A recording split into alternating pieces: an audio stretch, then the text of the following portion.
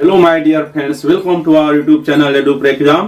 तो चलिए मैं फिर हाजिर हूं और आज बताने जा रहा हूं प्राचीन भारत में जो महान शासक बौद्ध धर्म और जैन धर्म के अनुयायी रहे थे। ये परीक्षा में प्रश्न बार बार पूछता है और बच्चे इसमें कंफ्यूजन पड़ जाते हैं, नाम ही याद नहीं रख पाते हैं।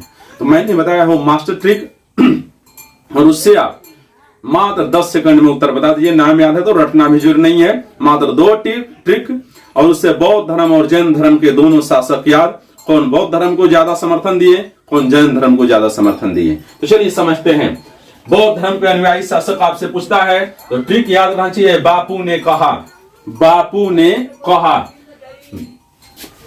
देखिए बापू ने कहा। बी से बिंबिसार, ए से अशोक, पी से प्रसेनजीत, यू से उदयन, क से कनिष्क, ह से हर्षवर्धन। ध्यान दीजिए, बिंबिसार जो था हर्यक वंश का संस्थापक था, फाउंडर। ये आजीवक संप्रदाय का अनुयायी था, आजीवक संप्रदाय का अनुयायी था, जिसे मखली पुत्र घोषाल ने यह संप्रदाय चलाया था। आजीवक संप्रदाय, उसका अनुयायी बिंबिसार था। परंतु बाद में यह बुद्ध से प्रभावित हुआ तो इसने बौद्ध धर्म को भी संरक्षण दिया और बुद्ध को इसने अपना बेलुवन उद्यान दान में दे दिया था और उनके ट्रीटमेंट के लिए अपना प्रसिद्ध वैद्य जीवक को भेजा था। तो ये समझिए बौद्ध धर्म का अनुयायी बना था, तभी तो भेजा था। आप जाएंगे राजगीर में, वहां आज भी बेलुवन उद्यान है जहां बुद्ध अपना वर्षा काल बिताते थे। वहां पर ये उद्यान जो दान में दिया था वो बिंबिसार नहीं दिया था। दूसरा है अशोक।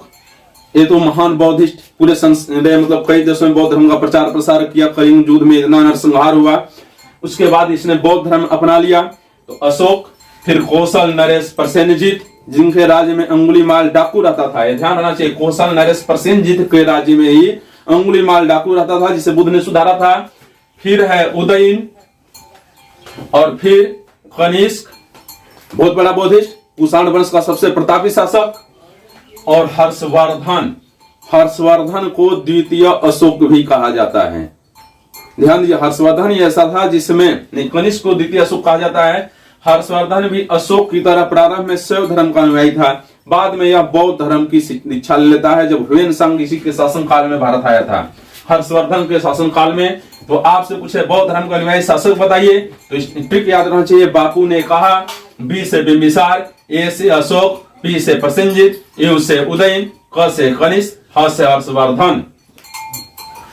जिसमें ध्यान रखना चाहिए, प्रथम बौद्ध संगति जो हुई थी वो अजातशत्रु के शासन काल में, और तीसरी बौद्ध संगति जो हुई थी अशोक के शासन काल में पाटलिपुत्र में हुई थी।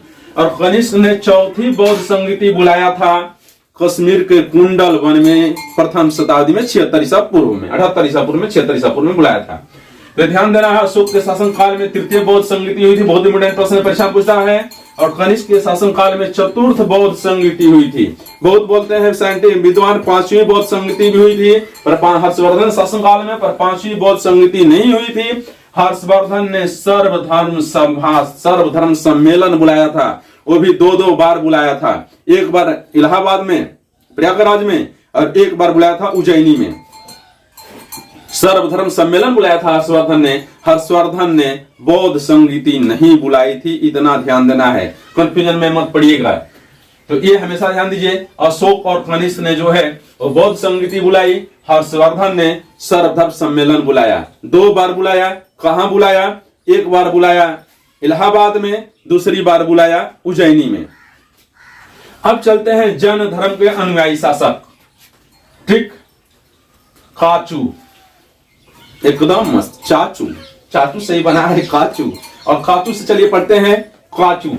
और ये इतने से ही नाम स्पष्ट। जैन धर्म का अनुयायी शासक, ज्यादा रटना भी नहीं है।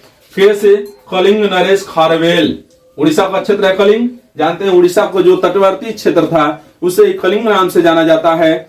और उसी का वहीं का राजा था कलिंग नरेश खारवेल। कलिंग नरेश खारवेल जो है ये जैन धर्म का अनुयायी था। फिर अजातशत्रु, नाम सुने हैं, बड़ा फेमस। आज आप राजगीर में जाते हैं तो वहां अजातशत्रु का किला मिला हुआ है और जो पुरातत्व विभाग द्वारा संरक्षित है। तो अजातशत्रु हरेक वंश का बहुत प्रतापी शासक था। बिंबिसार की हत्या के बाद ये राजा बना, ये ध्यान देना है। इसने अजातशत्रु, फिर है अमोघ वर्ष, फिर अमोघ वर्ष, फिर चंद्रगुप्त मौर्य। ध्यान दीजिए, मौर्य सम्राटों में मौर्य वंश का फाउंडर चंद्रगुप्त मौर्य बौद्धिस्ट नहीं था, और जितने सम्राट हुए वो बौद्धिस्ट थे, बौद्ध धर्म के अनुयायी थे, बौद्ध धर्म को मानने वाले थे। और जो फाउंडर चंद्रगुप्त मौर्य था वो बौद्धिस्ट नहीं था, इतना ध्यान देना है।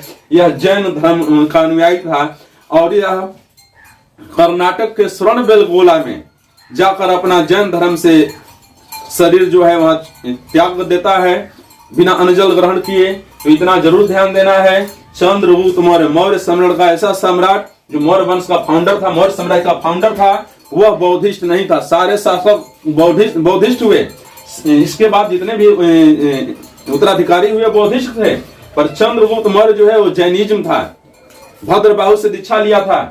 तो यह ध्यान देना है, जैन धर्म मानता था। और उदयन, जिसने पाटलिपुत्र शहर बसाया, पाटलिपुत्र जो पटना है, पाटलिपुत्र सबसे पहले बसाया था उदयन ने, ध्यान देना है। तो उदयन जो भी है ये भी है जैन धर्म का अनुयायी था। तो ये ट्रिक याद रहना चाहिए। खाचू, के से कलिंग नरेश खारवेल, ए से अजात शत्रु, ए से अमोघ वर्ष, सी से चंद्रगुप्त मौर्य, यू से उदयन। ये जो थे जैन धर्म को मानते थे, जैन धर्म को ज्यादा प्रश्रय दिए। और ऊपर मैंने बताया है, बापू ने कहा बिंबिसार, अशोक, प्रसेनजीत, उदयन, कनिष्क, हर्षवर्धन, ये जो थे बौद्ध धर्म के अनुयायी थे। पर ध्यान देना है, यदि परीक्षा में प्रश्न आता है बिंबिसार किस धर्म का अनुयायी था, किस संप्रदाय का अनुयायी था, तो ऑप्शन में आप आजीवक संप्रदाय चुनिएगा।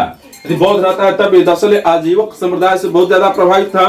बाद में बुद्ध आए तो बुद्ध से भी प्रभावित हुआ, और उनको लिए वेलवन उद्यान दान में दे दिया, जीवक वैद्य भेजा, लेकिन असली अनुयायी जो था वो आजीवक संप्रदाय का अनुयायी था, बौद्ध धर्म को मानता था, इसलिए से इसमें मैंने बताया है। अशोक के बारे में आप जानते ही हैं, अशोक ने पूरे देश दुनिया में बौद्ध धर्म का प्रचार किया। और एक बात ध्यान दीजिए, इतिहास में बौद्ध भिक्षु बनकर 2 सम्राट चले, जैन भिक्षु बनकर महावीर चले थे, बौद्ध भिक्षु बनकर 2 सम्राट चले, अशोक और कनिष्क। अशोक लास्ट में बौद्ध भिक्षु बन गया था, और वो सब राजपाट छोड़कर नंगे पांव चलता था।